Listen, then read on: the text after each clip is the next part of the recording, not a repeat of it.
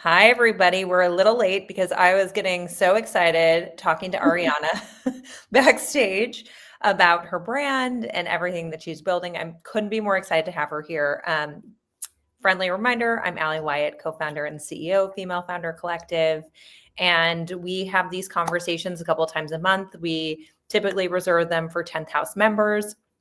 10th House is our private membership community where you can get access to incredible education resources. There's a new part of it I'm super excited to talk about, which is called our Founders Operating Manual. So every single person that joins us inside of the 10th House now starts with our Founders Operating Manual. And basically what it is it's all the things that we believe and we have seen historically and statistically you need to succeed as a business owner. Ariana can probably attest to this, but you need a really beautiful forecast. You cannot run your business without some sort of forecast, especially if you want to raise money, and we'll get into that with Ariana. You also need a way to go to market. You also need a dashboard that you're looking at that measures the success of your business. And first and foremost, this is something that I think a lot of founders don't do. I personally didn't do it initially. In my first company, but I learned the hard way that you really have to iron out who you are in your business and what your role is going to be. So that way you can hire around you for any weaknesses you have, any holes, any blind spots. It's such an important thing and an exercise for you to do. Even if you don't think you need to do it, please write it down. Iron it out, but that's all part of the Founders Operating Manual. And our cohort is open until only December 22nd. It's a very short one. So if you're thinking about it, act now, because otherwise it's going to be gone. But without further ado, I want to get into it with Ariana, because that's why you guys are here. And I'm so excited. I have so many questions for her. I'm going to give a quick introduction. Ariana, I realized I didn't ask you how to pronounce your last name, so I'm going to have you pronounce it. Yes. Well, first of all, thanks so much for having me. I'm really excited. My name's Ariana Ferwerda. Awesome. Okay, Ferwerda. Ariana is the co-founder and CEO of women's outdoor apparel brand Halfdays. She is a co-founder with an Olympian, and it's designed in Colorado, right? You're not the Olympian, are you? I'm not the Olympian. No, You're that's not my the Olympian. co-founder, Kylie. Co-founded with your Olympian co-founder. It is designed in Colorado, and it creates performance fashion for women to own the mountain. She was raised in Michigan. I'm also a Midwesterner here, surrounded by the beauty of the Great Lakes. Her passion for the outdoors runs deep. However, upon relocating to Colorado, she was disheartened by the lack of stylish, technical clothing for women. And drawing from her background in retail consulting and analytics, Ariana identified a significant market gap and launched Halfdays to address it. Now she works to transform outdoor industry by building a brand that is approachable, inclusive, and fun. And as the CEO of Halfdays, she's raised over $15 million in venture capital and collaborated with leading brands like HOKA, which I'm such a huge fan of. I'm very proud. My husband's an investor, and I was like, you need to invest in this because it's changing the game for us runners. And the old people, the old person that I am, I can no longer run in any other shoe besides a HOKA. And ILIA, and was named Forbes 30 under 30. Thank you so much. That was lovely. Huge congrats on all that you've accomplished. Thank you. And especially in your brand's short lifetime, you've already grown it to be something that we all are so grateful to have in our wardrobes. I'm going to jump in though and start talking about early validation, because that's something that a lot of founders get stuck in. And I'm just wondering, was there a specific tactical process that you used to validate Halfdays before the launch? And what steps can early founders take to confirm demand so they're not just building without having a direction? Yeah, it's such a good question. So early on at Halfdays, when we first had the idea, and I can give a little bit of background context, basically my co-founder and I met and we both struggled with ski wear just from different perspectives. My co-founder, Kylie, as you mentioned, was a former Olympic skier, and she really felt like she was not able to find something that she really resonated with. She was being sponsored by tons of brands in the outdoor space and didn't really resonate with them. And then I'm on the very opposite end of the spectrum. I grew up recreationally skiing, moved to Colorado, was kind of getting more into it in a serious way, like right after moving there post grad. And the two of us were just like, wow, there's absolutely a gap here, considering a recreational skier and a professional skier like can't really find something that feels fashion forward and really designed for a woman's body. So we were like, do other people feel this way? And the first thing that we did was just did a bunch of surveying and interviewing women who ski. So we talked to over 200 women, and there was just this like resounding answer from all of them that was pretty much like, yes, we agree with your frustration. And we also uncovered something in that research that we weren't expecting to, which we ended up building the entire brand around. So that insight that we uncovered was basically that women were like, oh, my husband's family or fiance's family, boyfriend's family, whatever, like are big skiers, but I haven't done it since I was 16 and they're going for the holidays. And like, I just don't really want to do it. I'm just going to like opt out because I don't have the gear. I haven't done it in a really long time. It was almost like there was this insane barrier to entry. Yeah. And that was the thing that we're like, okay, we have to build this brand around making the outdoors and the mountains more approachable for women. So our entire mission as a brand that we really built the company off of, and is still our mission today, is bringing more women to the mountains. And everything that we do, from the language we use to the products that we develop to how we talk about them to how we market the brand, has really all been around bringing more women to the mountains. So I would say, we validated it by surveying and interviewing, but also I think finding insights that are really going to emotionally resonate with the customer was so key early on. And I can't wait to get into like the marketing aspect and how you then spoke to the customer as a result of those specific insights. But first, I want to ask about the technical quality, because that's obviously a key differentiator. You are an outdoor brand, but you're also fashion forward. So when you were sourcing materials and technical fabrics, what criteria or questions or tests help you identify the right manufacturing and supply partners? And how did you test the fabric to make sure that it was efficacious? Yeah, so I would say that once you get in with like an actual technical outerwear manufacturer and fabric supplier, it's a little bit more about getting in with the right partners, so much so as it is about like testing the fabrics early on. And what we were able to do is my co-founder nor myself had any background in apparel outside of like wearing it. Kylie obviously had a Yeah. bit of experience in the outdoor industry in a bigger way than I did, just from being an Olympic skier, but neither of us knew anything about like product development, manufacturing, design, etc. So we started working with 2 designers on a freelance capacity that we literally just found on LinkedIn. And one was an Arc'teryx designer and the other was a Lululemon designer. So both of them had really great connections in the manufacturing, product development, sourcing world. So they really helped us kind of like navigate in the right direction. So we ended up getting connected with factories that had produced for like the North Face, Peak Performance, Descent, a few other technical brands. So that was in part how we knew that they were legitimate, because they were doing production for these large legacy brands in the space. Yeah. And then on the fabric side, very similar. We would go to these like fabric trade shows. We would find the fabrics that were also used by technical ski brands, ensure that they had the right like waterproofing, breathability, all of the things. So yeah, I think it's just like getting in front of the right producers and factories and supply chain partners. And then of course we product tested after the things were done. But I think once you're kind of in with some of these bigger fabric vendors, like it's really like a trusted and legitimate process from there.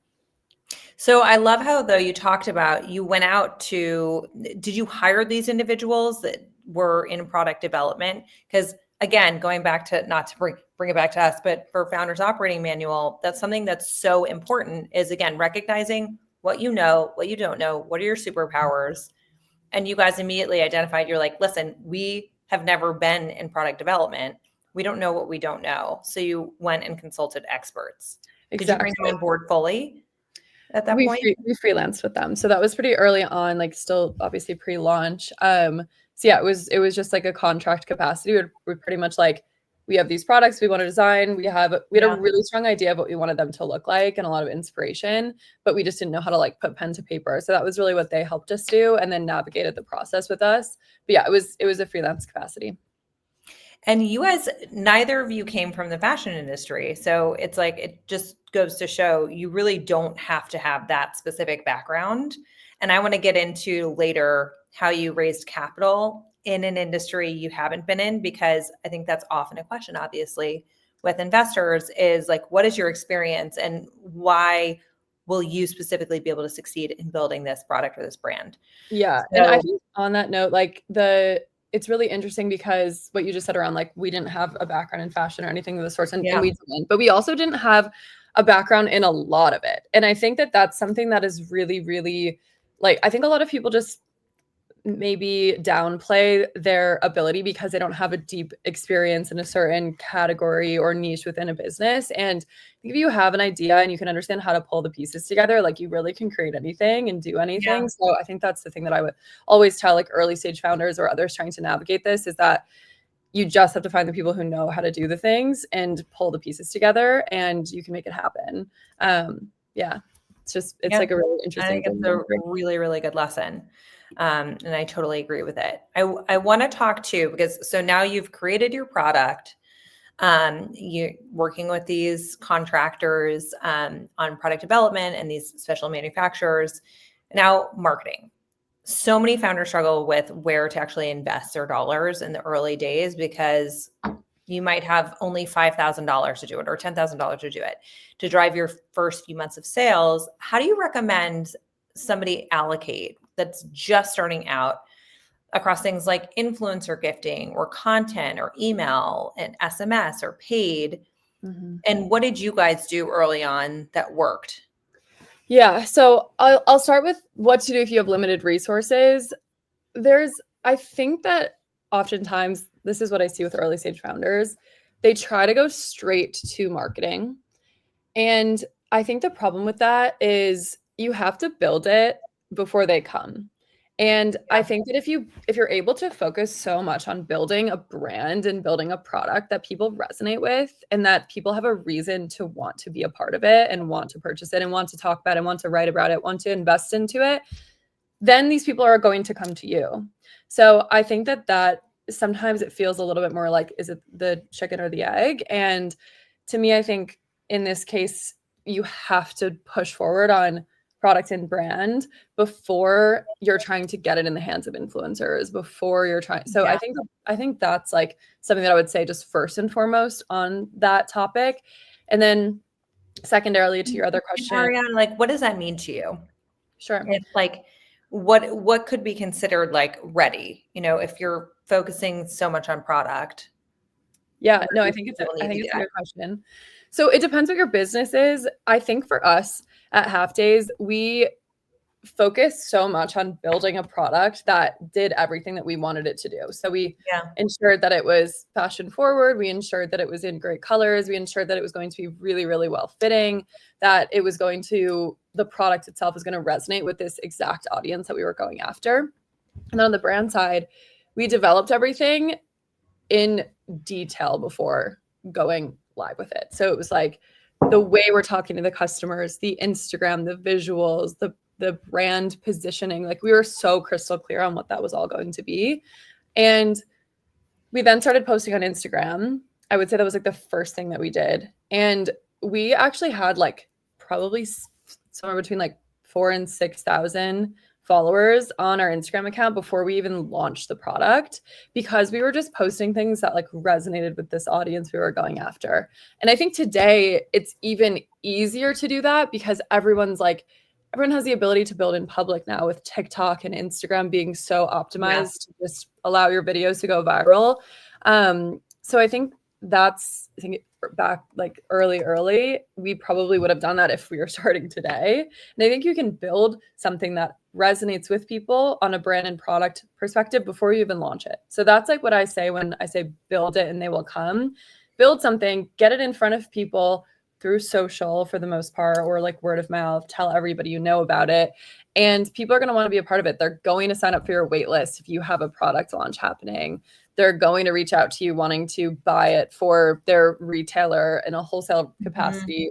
The investors will reach out. Like if you're building something that's meaningful and people want, like they will come. So that's what I mean, and kind of what that means to me.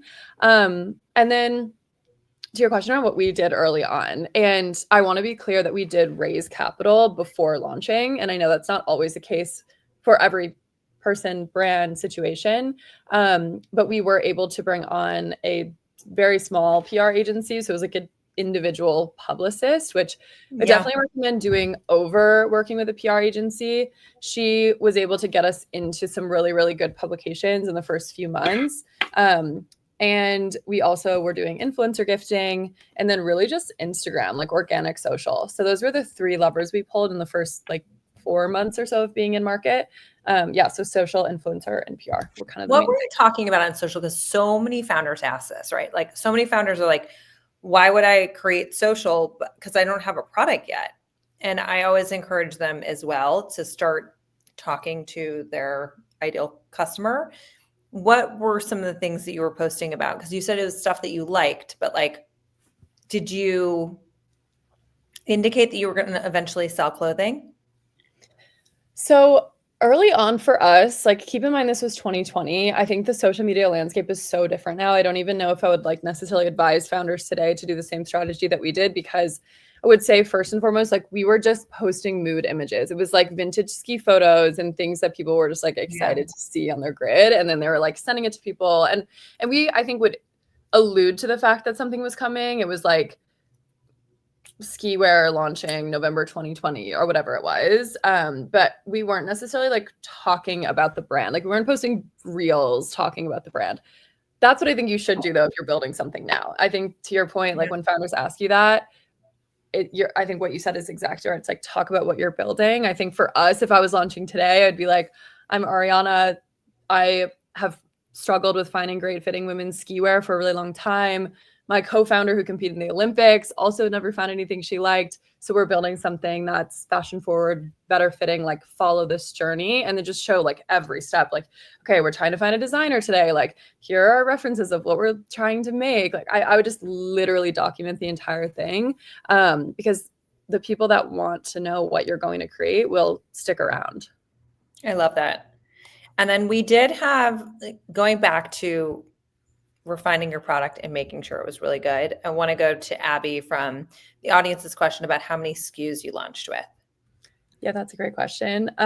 So we launched with 5 styles. So it was 2 ski jackets, 1 ski pant, and then a base layer top and bottom. So 5 styles.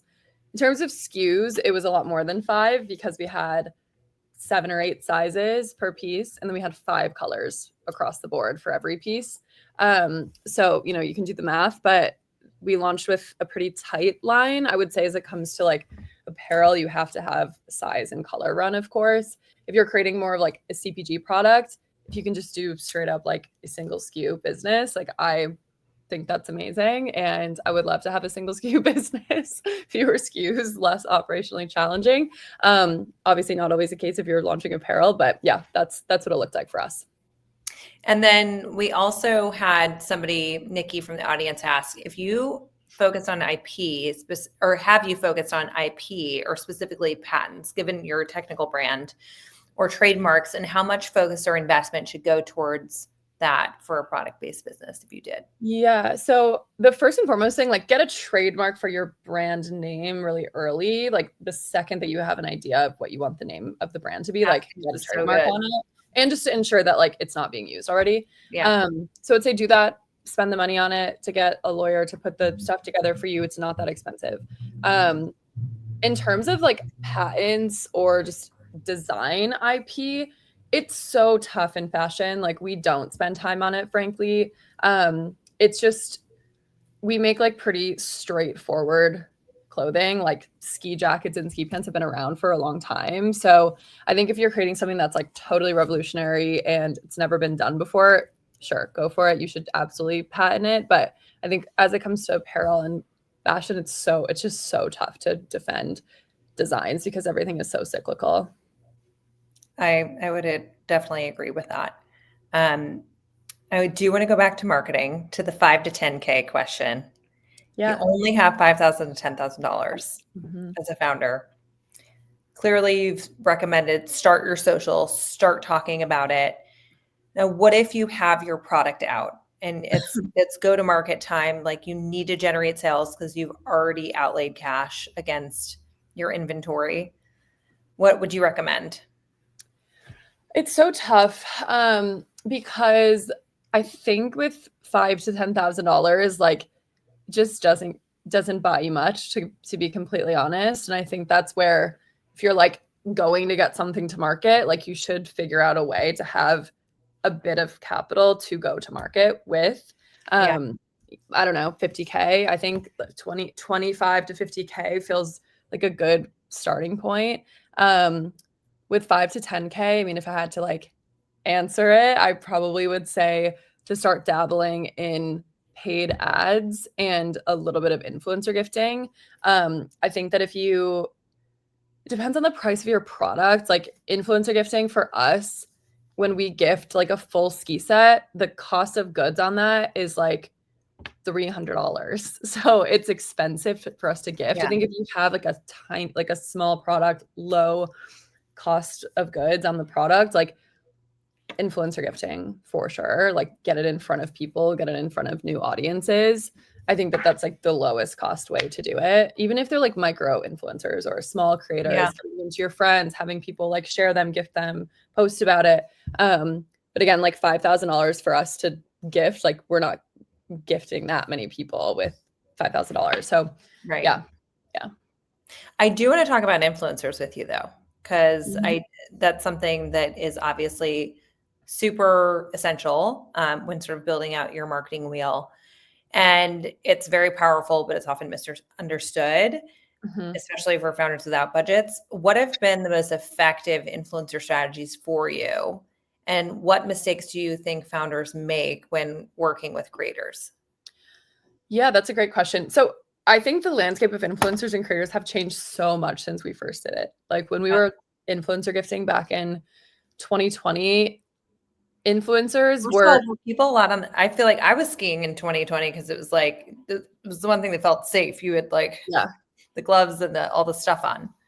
2020 and 2021 were like the busiest ski seasons on record because like literally there was nothing else to do. And it was like Yeah. the only thing that Yeah. was still open for an activity. So those seasons ended up being really like great seasons for us to launch in. But um during that year, it was just so different. Like influencers were more like bigger influencers at the time. Now you have millions of creators who can be any range of a following base.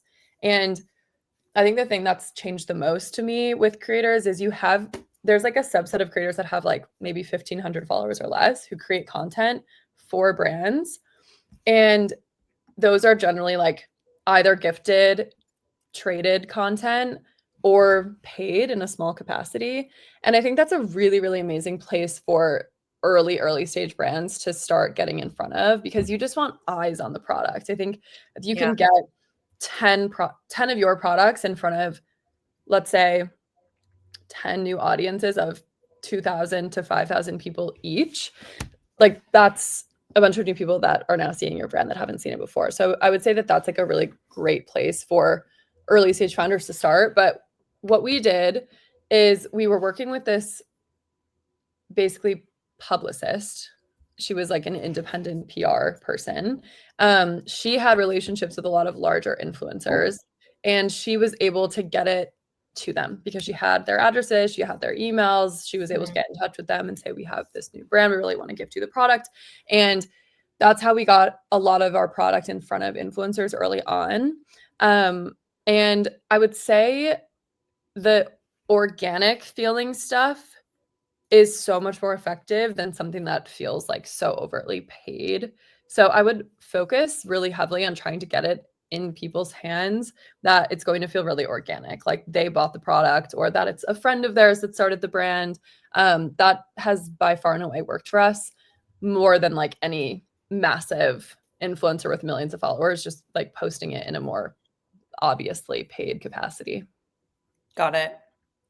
And then what about community? Because you guys have done a really good job in leveraging your community to grow your brand. But what are things that, like day one, I'm a founder, I'm trying to build community, I'm trying to create customer loyalty. what are ways in which you have incentivized loyalty with your brand and also incentivized engagement and sharing? Yeah, so a couple of different things there. The first thing that I'll say is that building a community is not for every brand. And I don't think that there are certain brands that I don't think should build a community. And I also think community is such a buzzword. It gets thrown around so much. It's like you have to have It's community. true. It's like you actually don't for every brand. And like I'll explain what I mean. So I was talking to someone else about this kind of recently. And like if I was launching a phone case brand, I'm probably not going to build a community because I'm selling phone cases. Like I'm probably going to Yeah. go an Like influencer strategy. ubiquitous. Yeah, like get it in front of some cool people, have them post about it. Like that's how you're going to grow something like that.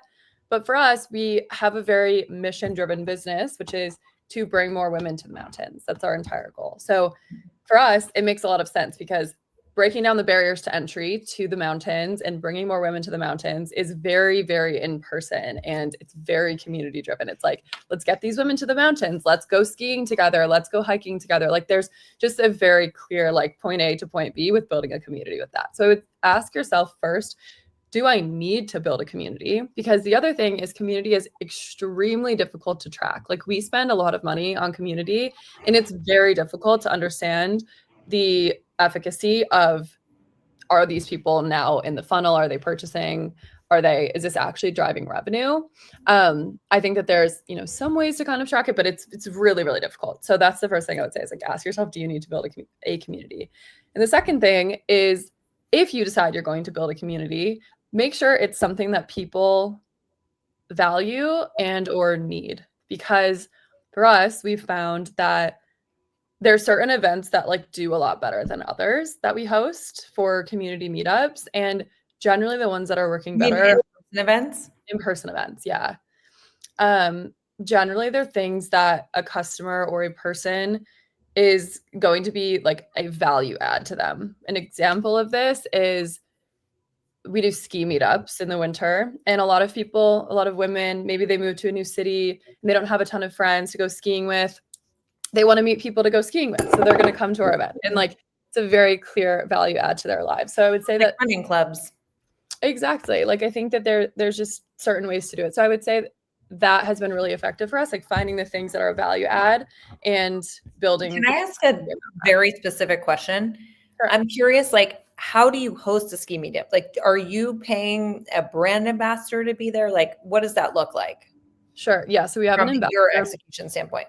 Definitely. So we have an ambassador program and we open up applications like either 2 to 4 times a year. And we have ambassadors across several regions around the US. So it's like 6 different markets right now. And we have 2 ambassadors per location and they basically rotate like hosting the events and we pretty much pay them in product. So they get like full head to toe half days, like every single product launch that we do. And then they also can like gain incentives if they, or we give them incentives, I should say, if they host additional events, we pay them. So there's kind of this like tiered system that we run with the ambassadors. But yeah, ambassadors are like an amazing way to do it. Early on though, it was very much hosted by us. We did them in Denver. It was like my co-founder and I hosting them. So I would say that, it's kind of grown into where it is today, but we started by hosting them like internally.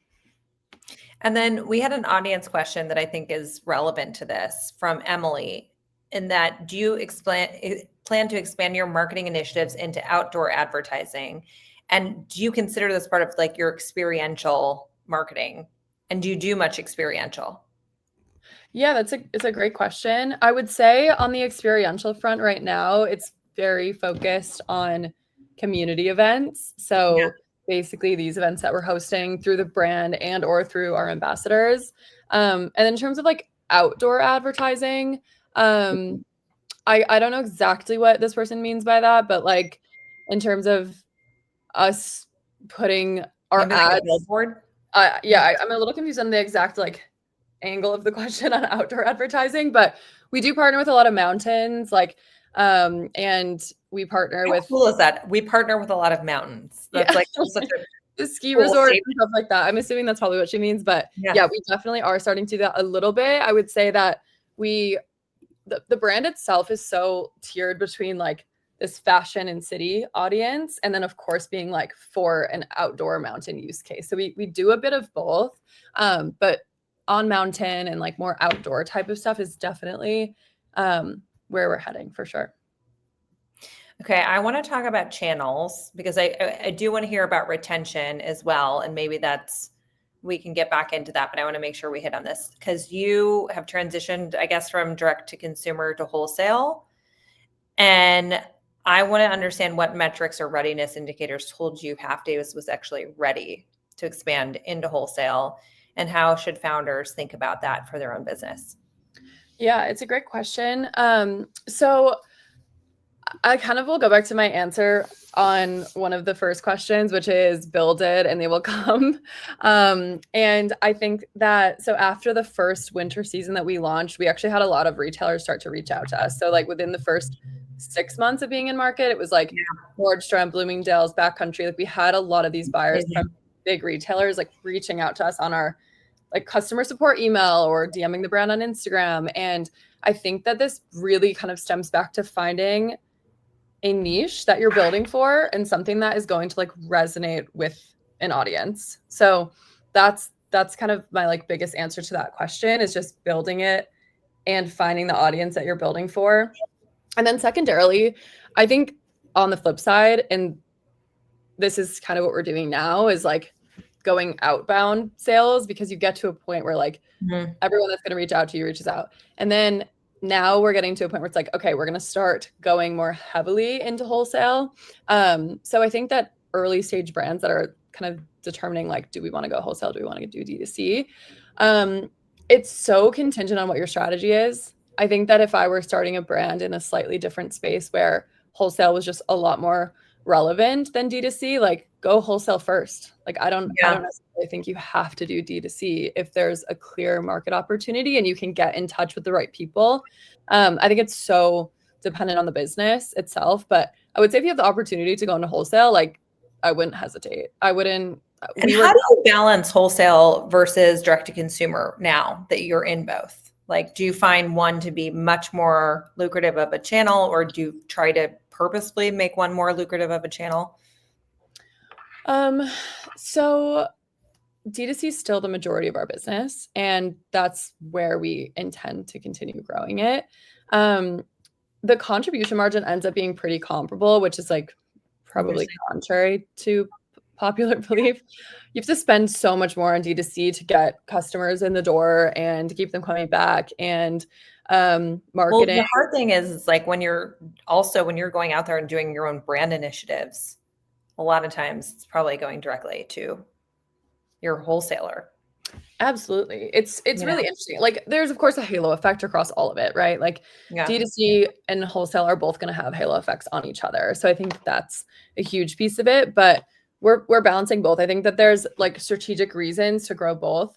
I think that wholesale is naturally going to introduce the brand to new people that have never heard of you. Hopefully they come back and buy on your website at their second purchase, and kind of vice versa. Like I want the wholesale accounts to succeed also, because it benefits us at the end of the day. So if someone can't find it on our site, but they can find it on Revolve, like great. But yeah, D2C is naturally going to end up being a bit more lucrative at the end of the day, but it's also harder in my opinion. I actually was Mary had a question about how big your team was and who was your first hire. I love talking about team because I think that that's like the nitty gritty of a lot of times what we need to know as founders building businesses. Can you maybe talk about what your team looked like when you first launched? And then when you started to do direct to consumer versus wholesale, did you have to separate operations? Like, what does that look like as your org chart? Yeah, it's like a bit of a loaded question, but I'll try to keep it concise. I know it's a big question. It's like you can probably do a whole session on this, but for sure. Yeah, team building is a big one. So we're like 28 full-time people now. And my first hire was an ops associate, basically. So she was pretty fresh out of college and just was like ready to be in a retail business and kind of like jumped in and we'd throw her at everything. And now she runs a lot of the operations for the business. But that was our first hire. She was doing everything from Shopify management to connecting with wholesale accounts to managing our 3PL to in the emails with customers, in the CX channels. And yeah, that was our first hire. She's grown a lot. We've, of course, like added team members along the way. I think to your question around how we thought about D2C versus wholesale, like we had her doing both the early days when we first started. It was like my co-founder and I and our like one hire pretty much like talking to the wholesale accounts and figuring out if we could do some of these sales. And then we started adding more people. We added a VP of operations. He was like one of our first bigger hires.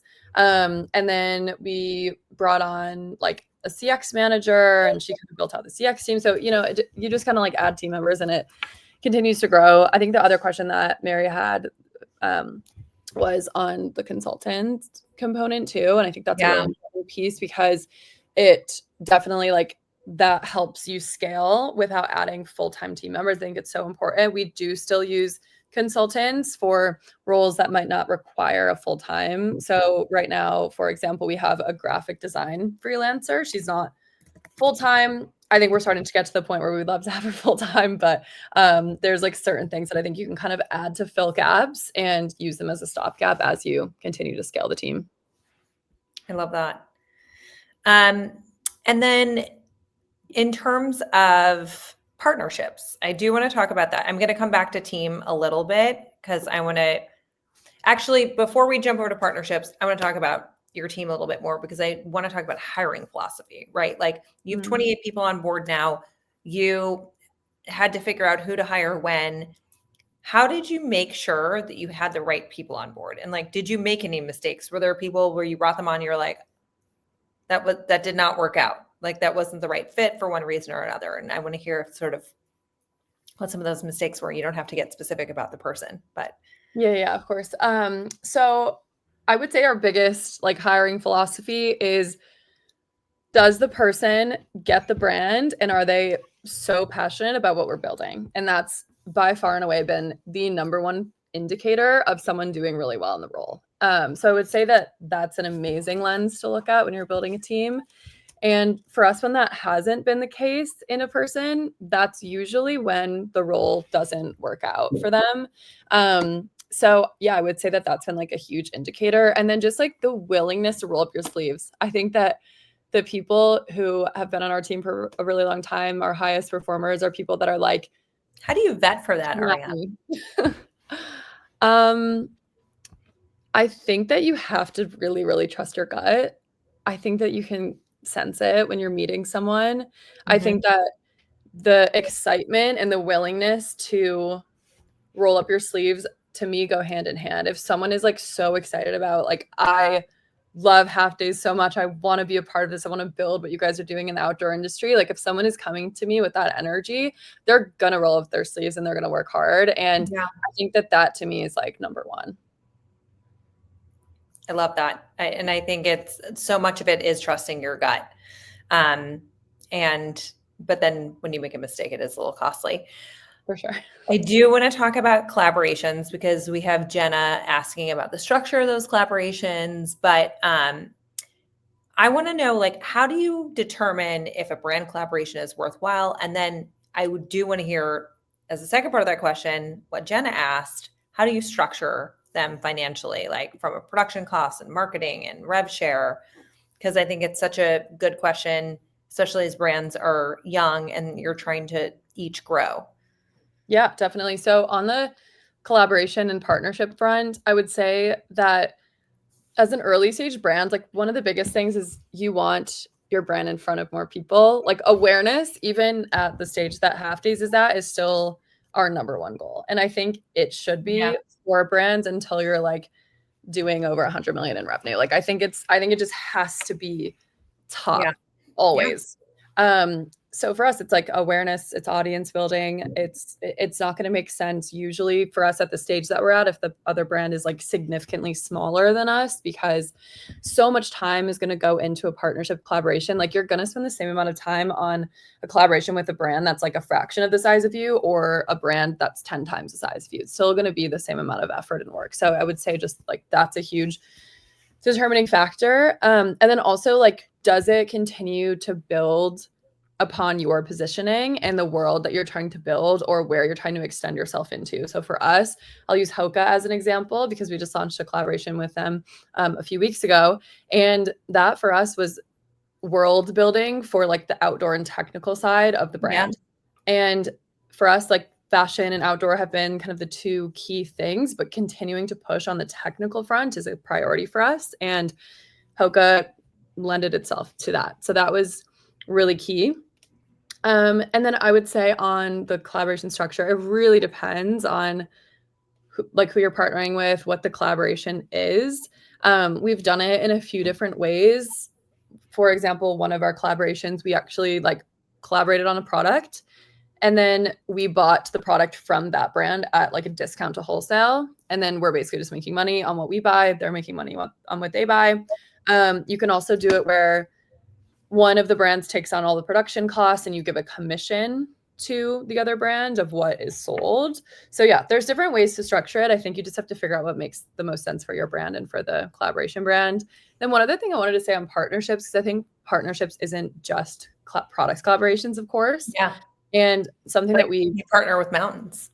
Yeah, totally. Partner with mountains, partner with different ski resorts, even other brands. And I think something that's done really, really well for us is partnering on social collaborations and social giveaways. And my like general take on social giveaways is you can't do too many of them or it can kind of get stale to your audience. But we've done a lot of them where the brand offering that we're bringing is really great. So like we'll partner with, trying to think of one we've done recently, like Calpac, for example, which is a luggage company, and us, and we'll do like a ski trip giveaway. And it's basically like we're giving away like flights and a ski set and suitcases, and like that's a very appealing offer. So you're naturally going to get a lot of people wanting to do that. So anyways, I would just say that there's different types of partnerships, and I think kind of leaning into all of the different strategies makes a ton of sense. We don't have a lot of time left, so I want to ask you about financing, because I think everybody in the audience is very curious about it as well. And because you said that you didn't launch before you raised capital, like you raised capital pre-launch. In other words, you raised $1 million, I think, in your initial pre-seed. I want to know, one, how you did that. And then you used that $1 million and were very scrappy initially. So I want to know how you were able to allocate capital and what your fundraising journey looked like after that. So part one, how did you raise capital pre-seed? Yeah, no, it's all good questions. So the one thing I want to say is we did raise a pre-seed round and we went straight to VCs, which is like not the most conventional thing I would say for an apparel business. But my co-founder and I were 24 when we launched Halfdays. We had not a lot of savings to put behind it.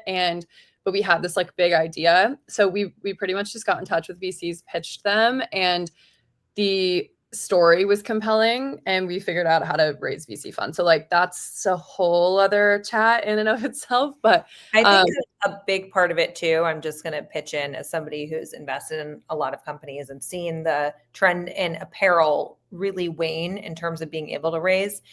But you are a niche and you are outdoor. Like it's when venture capitalists can see the market opportunity and know that it's not saturated, know that it's way underserved, and that you are hitting a niche audience, then I think that makes there be a lot of sort of excitement around it. Yeah, I totally agree. And then the other thing I want to mention on the pre-seed is that we were producing the most technical, difficult product to make, and the minimum order quantities are so high for ski. So the first one of production was 7,000 units. It was several hundred thousands of dollars to buy the first production run. So we really didn't have an option. Like no one was giving two 24-year-olds a loan for $500,000 with like no financial backing. So we kind of like didn't have another choice but to raise venture at that stage. So we used like more than half of it on buying inventory. So I just want to like caveat that because we didn't have $1 million just to like throw at marketing. And then my co-founder and I used that money to also pay ourselves. So we weren't having to work other jobs, and we kind of just went full all in.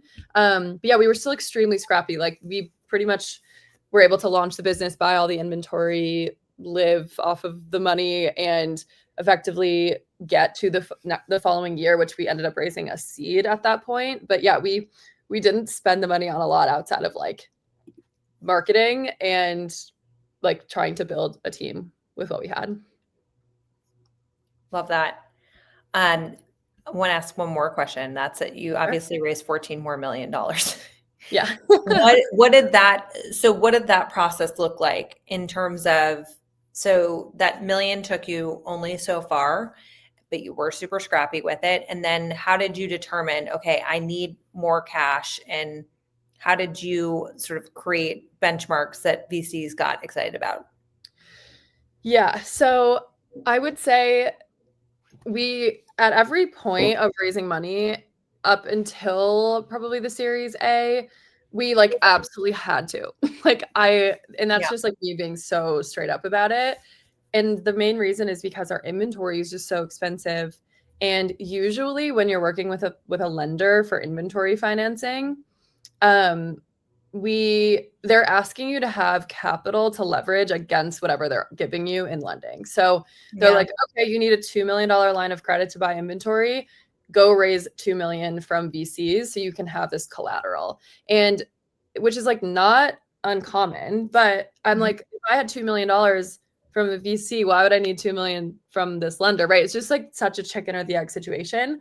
So really for a while we were on this cycle of having to raise venture to get inventory capital. And it is really tough if you have like a very inventory heavy business. So that's just kind of like first and foremost, like why we raised the first 2 rounds. And then the Series A really was like, okay, we've built something meaningful. We have a ton of traction. We've grown really quickly in a short period of time. We have so much opportunity in front of us on D2C, wholesale, international, product expansion. So that at that point was like, all right, let's go for it. And that was what the Series A really was. Got it. Final question for you. Actually, final 2 questions. One, what's one piece of advice that you have come to live by as a founder and that's really guided you in the right places in terms of success in your own journey? And then the second question is, what's next for the brand and how can everybody here support you? Yes. Okay. So piece of advice. I would say that you don't have to have it all figured out. I think that when we first started, again, we literally had no experience in any of the things that we probably needed to have experience in. So product, finance, operations, marketing, like it was, we didn't have any of it, but we had an idea and really good gut instincts and a vision for where we wanted to go. And if you're willing to kind of like put it all on the line to make it happen, like you will make it happen. So yeah, I would say don't overthink it. Dive in head first and go for it if you have a lot of conviction in your idea.